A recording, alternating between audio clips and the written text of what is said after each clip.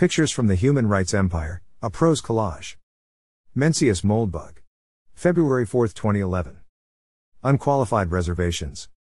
Narrated by Skeptical Waves. Pictures from the Human Rights Empire, a prose collage. Obviously, this is art and not mere indolent piracy. Also, it is more properly described as a text montage. Duh. A comment at Photides. As for Egypt, a relative was born in Cairo to a reasonably prosperous Jewish family soon after World War II. This person remembers childhood fondly and speaks often of the greatness of old Egypt as being quite the liberal, modern, strongly Europeanized, and cosmopolitan paradise. A place tolerant of innumerable intersections of art, commerce, ideas, culture, and even those from different ethnic and religious background. And then came the war with Israel, and then the Free Officers Movement, and then their coup and revolution against great King Ali, and then the die was cast. The family stayed during Naguib's reign as president, but when Nasser forced him out, things began to deteriorate quickly, especially for European Christians and most especially for the formerly tolerated Jews. By the time of the Suez Crisis, the writing was on the wall, and 15-year-old rural rabble revolutionary conscripts were told they could steal what they wanted, rape who they wanted, and burn down their houses and farms and occupy and seize their lands. That should sound like a familiar pattern to us 21st century folk. Leniency was being allowed to live and flee with only the shirt on your back to one of the few European countries chartering boat lifts to save the lives of those in the forced exodus. My relative was a young child at the time, and the experience has never worn off. And things are so much worse there now than they were in 1956. A post, January 2011, from a literary surgeon in the New South Africa. Recently I was involved in a discussion with a guy that was explaining how we should understand criminals. The emphasis was on farm murders, but we touched on murderers in general, rapists and child molesters. My point of view was that I did not understand them and felt that he was justifying their actions. In the end I was informed that I was smug. Apparently that is the word for people that couldn't see the point of view of the poor misunderstood murderers and rapists and molesters. So smug is what I am, it seems. You see, the fact is I can't understand his beloved murderers. I just can't. I also in my smugness wonder how he can, but I think I know. It has to do with not being in the trenches. It has to do with not being faced with the blood and the tears and the guts and the screams. Mostly the screams. It is probably easy to be nice and philosophical sitting snugly, not smugly apparently, in a nice air-conditioned office, philosophizing on the reasons people point a gun at people and pull the trigger. Or worse. The thing is I can't forget. I am scarred. I remember the patient lying in a pool of his own blood, looking up at me and asking, beseeching even to tell him he is going to be okay. I remember wanting to tell him that it would all turn out just fine. I even remember wanting to hold his hand because his mother wasn't there to take care of the emotional side of things. In the end I remember not telling him he would be okay because I wasn't sure he would. I also remember not being the mother he needed in the last moments of his life because that is what it turned out to be. After we had plowed through the blood and feces floating around in his abdomen, violated by the bullet fired from the gun of someone my friend feels I must understand, the patient died. He did not die well with his mother or wife holding his hand in love. He died alone in some ICU ward with adrenaline being pumped into his veins and oxygen being pumped into his lungs with a scarred doctor who felt that his time may have been better spent holding the patient's hand rather than pouring time and energy into a futile attempt to save his life. You see, the reason I can't see the side of the killer is that the killer is still alive and has the sentiments of my learned friend to feel for him. My patient is dead and there was no one next to his bed when he died. There is no one to state his case now.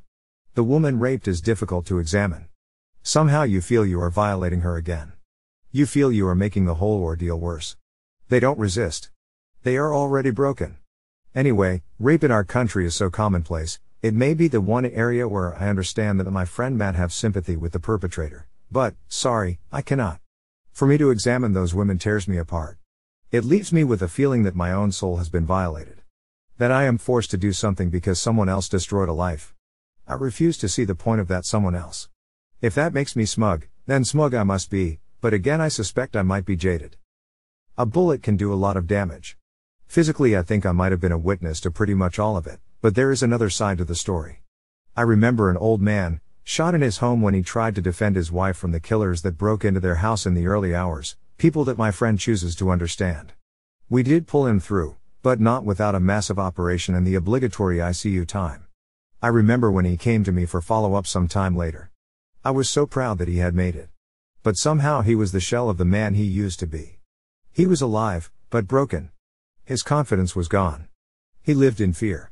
He felt helpless because he knew he could do nothing against the lead of the people who I hear from my friend I must understand and sympathize with. But who sympathizes with my patient whose peace has been stolen from him? The smug or the jaded? Recently I enjoyed my Christmas Eve over the open abdomen of a woman shot in her bed by strangers whom my friend has endless sympathy for. I did not enjoy my holiday period, but more than that, my patients didn't either. Hopefully my friend, while maybe enjoying a beer with the killers he understands so well, had a really festive time. I do not understand him. In comments, the author responds to an obvious question. Anonymous, there is no Mayflower for me. I'm here to stay. Despite what you think, I do make a difference for the good to these people. It is interesting to me you would deprive them of that. Sunday Times, South Africa, January 30, 2011, search for Mandela's gun. The hunt for Nelson Mandela's legendary lost gun has turned into a desperate plan to buy a suburban home which is sure to have it, before opportunists can buy it and hold the historic treasure to ransom. However, negotiations to buy and demolish the house are stalled by a lack of cash. A South African pop singer known as JMX is the person living contentedly above the treasure. In late July 1962, Mandela dug a deep pit on Lily's Leaf Farm, the Rivonia property where he often hid, posing as a laborer, where he buried 200 bullets and a Makarov pistol, which had been given to him by his military tutor in Ethiopia. Nicholas Wolpe, chief executive of the Lily's Leaf Trust, revealed that Mandela had led his friend Arthur Goldreich to a remote part of the farm and proudly showed off his gun, before slapping his wrist when Goldreich tried to touch it, saying, "This is mine."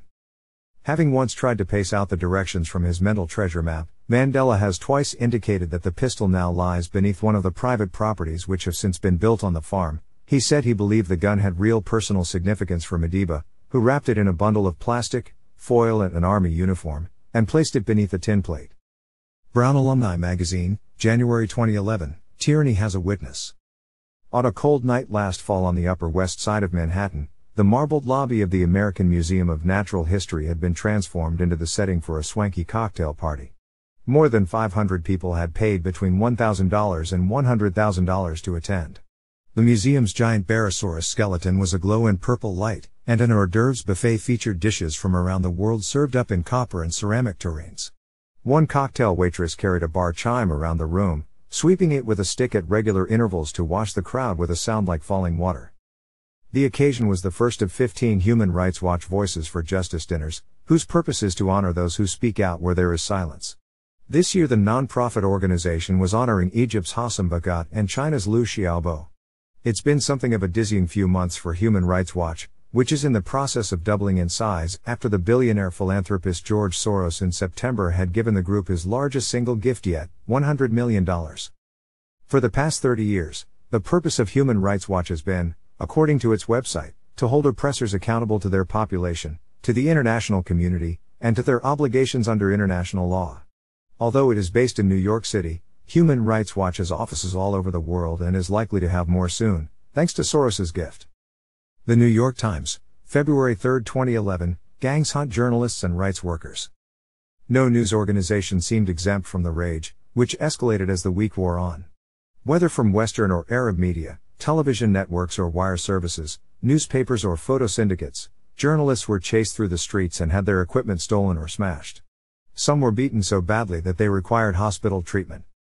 ABC News reported that one of its crews was carjacked on Thursday and threatened with beheading. A Reuters journalist said a gang of thugs had stormed the news service's office and started smashing windows. And 4 journalists from the Washington Post were detained by forces that they suspected were from the Interior Ministry. All 4 were released by early Friday.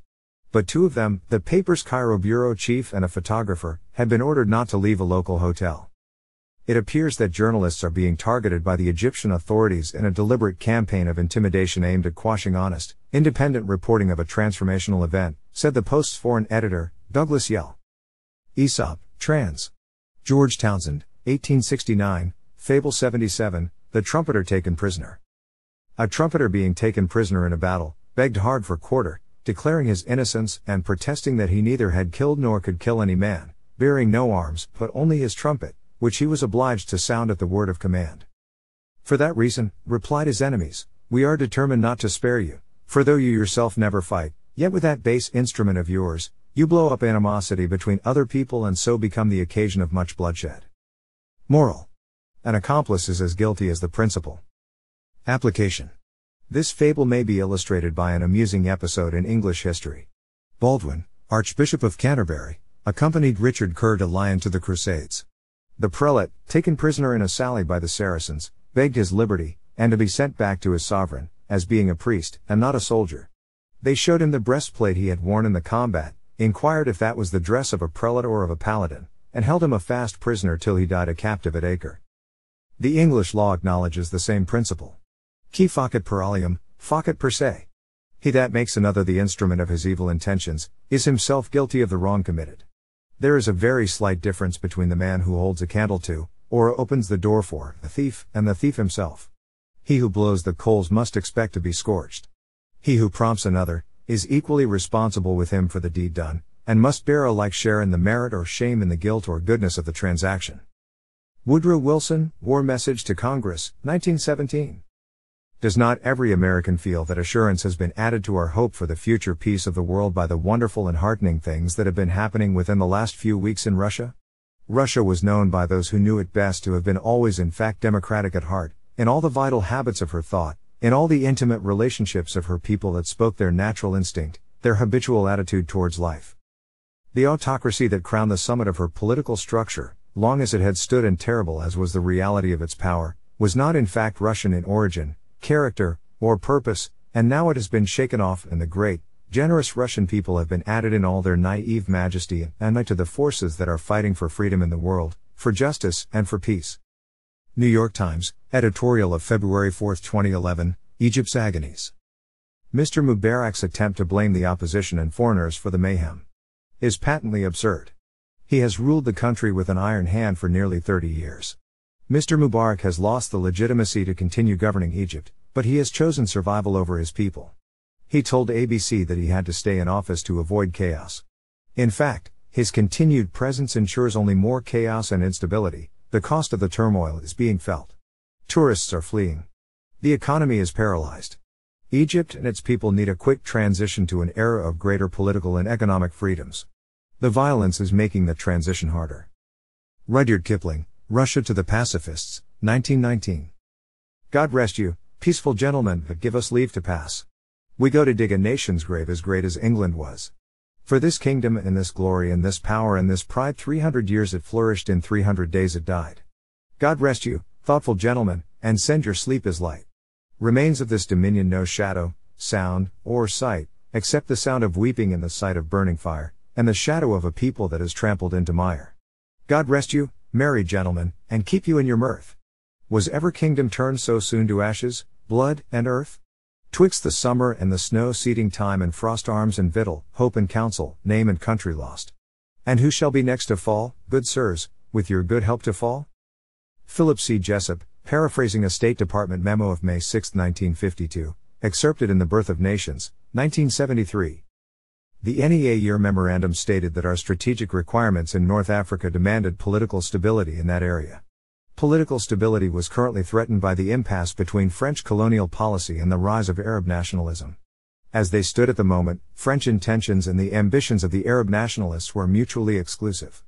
The continuing blandishments of the communists left open the possibility that the nationalists of North Africa, though basically non-communist, might as a last resort risk collaboration with the communists if they felt it was hopeless to fulfill their aspirations by other means.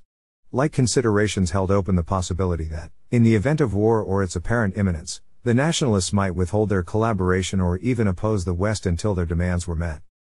Therefore, the memorandum concluded, the passage of time without settlement of the Franco-Tunisian, or Franco-Moroccan, issue served communist aims and was contrary to the national interest of the United States. This was clearly the adoption of a realistic rather than idealistic or moralistic policy.